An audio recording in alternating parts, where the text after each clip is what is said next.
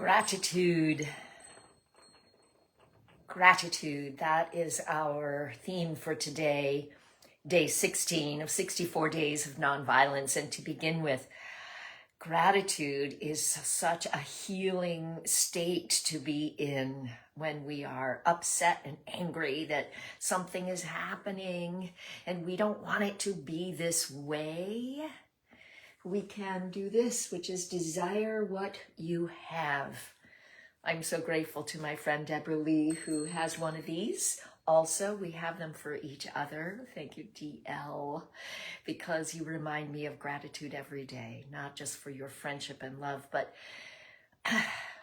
for all that is. And what do we have? We have life today. This is not a given. Tomorrow is promised to no one. And if we have today to be alive, who could we be today that we have not yet been? How could we have been today or be today? That will bring us closer to a greater sense of peace, a sense of truth and authenticity. How can we be today?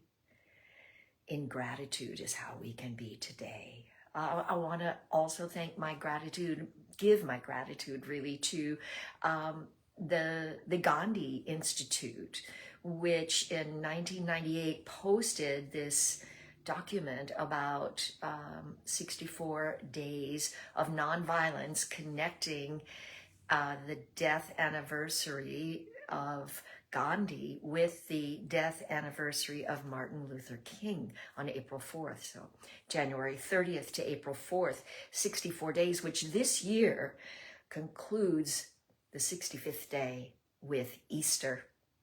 And that period of time also includes March 31st, I think it is, which is Cesar Chavez's birthday. We are so grateful to have these days with us to think about, and I just want to thank Len Ellis who shared them with our community, and I want to thank Facebook and the opportunity to be able to share my thoughts, lensing these 64 days through this Michael Chekhov Way, which is such an incredible gift. It's a life path for creative beings, and that doesn't necessarily mean that you're in the process of trying to pursue a career as an artist. Living life is and can be an art that embraces these incredible principles Michael Chekhov brings forward. I guess one of the huge qualities for me, or elements of Michael Chekhov's work, is the four brothers of art, the feeling of beauty, ease, entirety, and form. They just come through when we are in a feeling of peace, and when we have those things create a feeling of peace. And I am so grateful that Michael Chekhov codified them in such a way that makes them so available to us. Gratitude brings beauty to us. And with gratitude, we give beauty to that which we are being grateful. And every moment of our lives could bring us an opportunity, it brings us an opportunity to repeatedly judge that moment and deny that moment, or to open that moment. Rudolf Steiner gives us and brings eurythmy, the sound, and this A defines our boundary, and this opens us up. And I am so grateful for both of those gestures, because if I just spend my time going out, and having appreciation only for good and fun things without ever defining my own boundaries, I lose this sense of self. And it is my task to find the gratitude for having a body, And I don't know about you guys, but sometimes I'm really not happy about the body and what it's feeling and what it's experiencing, and especially as I age. And of course, you know, I was a stunt woman, I sustained severe injuries, but I am so grateful to be able to walk. I'm grateful for all the help that I've been given by trainers, by doctors, by friends, by alternative medicine specialists, by body workers.